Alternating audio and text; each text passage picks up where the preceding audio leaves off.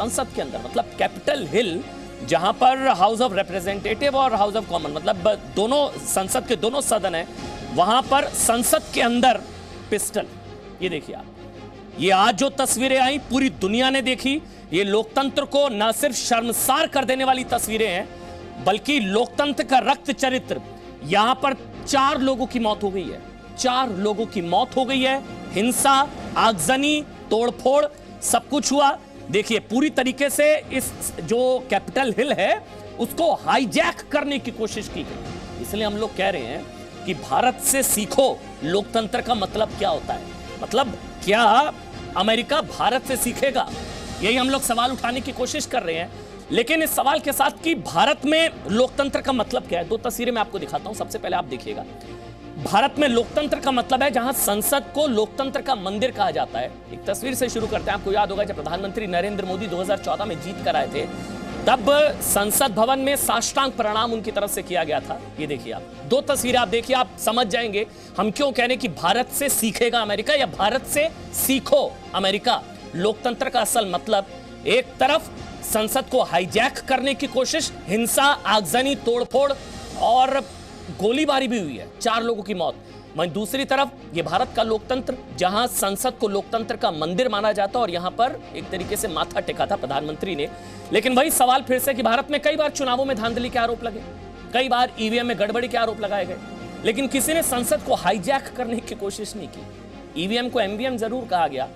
और सोचिए, जेपी से लेकर अन्ना आंदोलन तक कई आंदोलन हुए, लेकिन किसी ने क्या संसद पर कभी हमला किया? 1 दिन से लेकर 13 दिन की सरकार भी, वाजपेयी जी की सरकार, 1 दिन से लेकर 13 दिन की सरकार की विदाई हुई, लेकिन संसद में विरोधियों ने गोलियां नहीं चलाई, ना विरोधियों के समर्थकों ने। यहां तक कि 1975 के आपातकाल के दौरान भी लोकतंत्र का गला घोटने की कोशिश हुई, लेकिन फिर भी चुनाव हुए और लोकतांत्रिक तरीके से हुई चुनी हुई सरकार की वापसी हुई। आज ये सब आपको इसलिए बताना पड़ रहा है क्योंकि अमेरिका में राष्ट्रपति चुनाव में धांधली के आरोपों में पैदा हुए विवाद ने गंभीर रूप अख्तियार कर लिया।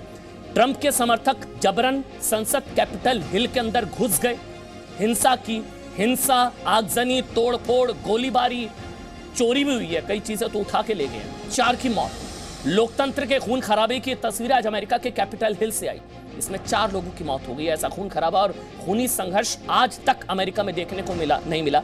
हालांकि कहा जा रहा है कि 200 साल पहले, 206 साल पहले 24 अगस्त 1814 को ब्रिटेन ने अमेरिका पर हमला किया था। अमेरिकी सेना की हार के बाद ब्रिटिश सैनिकों ने यूएस कैपिटल में आग लगा दी थी। वो 200 साल पहले हुआ था, 200 साल में पहली बार ऐसा हुआ। लेकिन इन सबके बावजूद कुछ लोगों को भी अभी भी भारत के लोकतंत्र में खोट नजर आ रही है। कुछ लोग अमेरिका में हुए विद्रोह और गृह युद्ध के बहाने भारत के लोकतंत्र को निशाने पर ले रहे हैं। बोले क्या फर्क है भारत और अमेरिका में?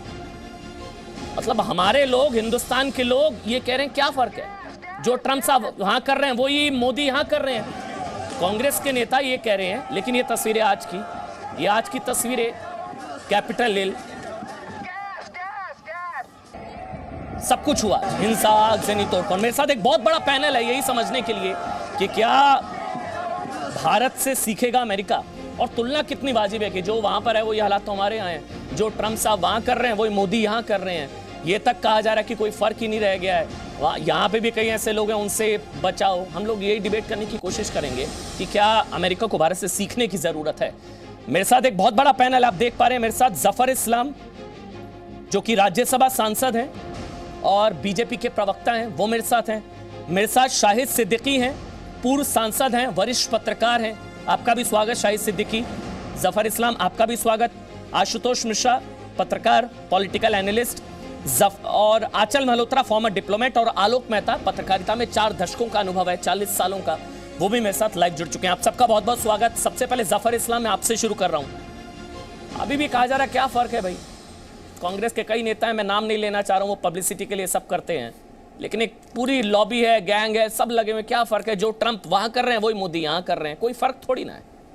अभी भी लोकतंत्र में खोट नजर आ रही है अमेरिका की तुलना में भी कुछ लोग। देखिए जफर इस्लाम। देखिए अमन भाई, पहले कभी ये गोरे लोग कहते थे it's a white man's burden, के तहजीब सिखाना, डेमोक्रेसी के सिखाना ये उनकी जिम्मेदारी है। पूरे दुनिया में डेमोक्रेसी को नाफिज करना उनकी जिम्मेदारी है, वाइट मैन बर्डन के तौर पे जाना जाता था। उसी तरह से आज मैं कह सकता हूं कि ये जो कांग्रेस वाले हैं उनको भी कुछ सिखाने की जिम्मेदारी किसी को लेनी चाहिए, इसलिए कि उनको अगर फर्क नहीं आता है, नजर आता है कि इस देश में डेमोक्रेसी का अगर सही नमूना पेश करना है तो पूरी दुनिया में तो इसी देश में नाफिज हुआ है डेमोक्रेसी। आज अमेरिका को शर्मसार होना पड़ रहा है पूरी दुनिया में, और अमेरिका को यह कहना पड़ेगा कि अगर डेमोक्रेसी को सीखना है तो हिंदुस्तान से सीखे, जहां पर इस तरह की गतिविधियां कभी नहीं होती हैं। आप देखिए पूरे दुनिया में नजारा देख रहे हैं। अमेरिका अपने आप को बार बार कहता था कि हम तो सबसे बड़े डेमोक्रेटिक कंट्री हैं, हिंदुस्तान बड़ा है लेकिन डेमोक्रेसी में हम सबसे आगे, ह्यूमन राइट्स, ये वो जितनी चीजें कह सकते हो कह सकते हैं। आज उनको सब बातें अपनी वापस लेनी पड़ेगी। आप कैपिटल हिल में गोलियां चल रही हैं, आप जो है देखते रहते आपके पार्लियामेंट में कोई घुस जाए, बताइए ये आतंकवादियों के जिस तरह से घुस रहे हैं, अमेरिका को अब किसी तरह से कहने का कोई मतलब कोई चीज रह नहीं गया उनके बारे अपने बारे में कहने को। लेकिन सवाल ये है, कांग्रेस सवाल ये है जो ट्रम्प साहब वहां कर रहे हैं वही मोदी यहां कर रहे हैं, ये लग रहा है कांग्रेस को कोई फर्क नहीं है ज्यादा।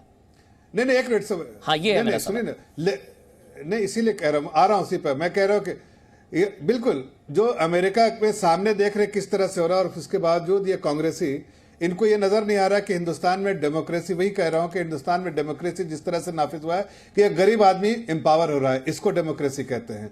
एक घर पे जिसके घर में बिजली नहीं है उसके घर तक बिजली पहुंच रही है, पानी पहुंच रहा है, खाना पहुंच रहा है। अगर लॉकडाउन हुआ है तो घर घर तक जो है राशन पहुंचाने का काम, इसको डेमोक्रेटिक प्रोसेस कहते हैं। आप एक महिलाओं को एम्पावर करना, ये डेमोक्रेसी है। एक डेमोक्रेसी में एक बुजुर्ग को एम्पावर किया जाए, वो डेमोक्रेसी। एक गरीब आदमी अपने आप को एम्पावर्ड महसूस करे, ये डेमोक्रेसी में इसको सही तरजीह दी जाती है। इसका सही नमूना आदरणीय प्रधानमंत्री जी ने पेश किया है पिछले 6 सालों में। लेकिन अगर कांग्रेस वालों को अगर फिर भी याद नहीं आता है 75 और उसके साथ साथ ये नमूना देखे, तो उन पर भी लानत है। उतना ही शर्मसार उनको भी होना चाहिए जितना आज अमेरिका हो रहा है। Shahid Siddiqui, Indian democracy number 1, America सीखेगा भारत से या सीखना चाहिए? शाहिद सिद्दीकी।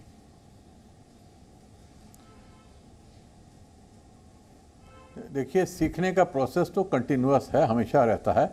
कुछ हम उनसे सीखते हैं, कुछ वो हमसे सीखते हैं। हमारे देश में आपने इमरजेंसी का जिक्र किया था, मुझे याद है अच्छी तरह से कि इमरजेंसी लगी थी और जब इलेक्शन हुआ तो इलेक्शन का जब रिजल्ट आया तो मुझे याद है कि रात में बड़े बड़े जो अखबार हैं वो रिजल्ट नहीं दिखा रहे थे, डर के मारे कि हो सकता है इंदिरा गांधी इलेक्शन का रिजल्ट पलट दें, हो सकता है इंदिरा गांधी जो है वो मिलिट्री का इस्तेमाल करें या संविधान को उलट दें और इलेक्शन के रिजल्ट को ना माने। लेकिन इंदिरा गांधी ने भी, जो उस वक्त बहुत ताकतवर थीं और अपोजिशन के बड़े बड़े लीडर जेलों में गए थे, कुछ छोड़े गए थे, कुछ नहीं छोड़े गए थे, उन्होंने भी पूरी तरह से अपने को समर्पित किया और हिंदुस्तान के लोकतंत्र की इज्जत और सम्मान करते हुए अपना सत्ता उन्होंने छोड़ दी थी। वापस फिर वो सत्ता में आई और जब मनमोहन सिंह हारे हैं तो मोदी जी जब शपथ ले रहे थे तो मनमोहन सिंह भी वहां पे मौजूद थे, वो भी बैठे थे। ये पूरी दुनिया देखती आई है कि भारत का जो लोकतंत्र है वो कितना ताकतवर है, क्योंकि किसी को यकीन नहीं था। चर्चिल मानते थे कि हिंदुस्तानी इस लायक नहीं है, हिंदुस्तानी बेपढ़े लिखे हैं, हिंदुस्तानी कभी लोकतंत्र को समझते नहीं, वो कभी लोकतंत्र यहाँ पे चल नहीं सकता, क्योंकि हिंदुस्तान में तरह तरह की भाषाएं हैं, तरह तरह के धर्म हैं, तरह तरह की जातियां हैं। इतने सब जो है डाइवर्जन के बावजूद भारत ने जिस तरह से पिछले 70 साल में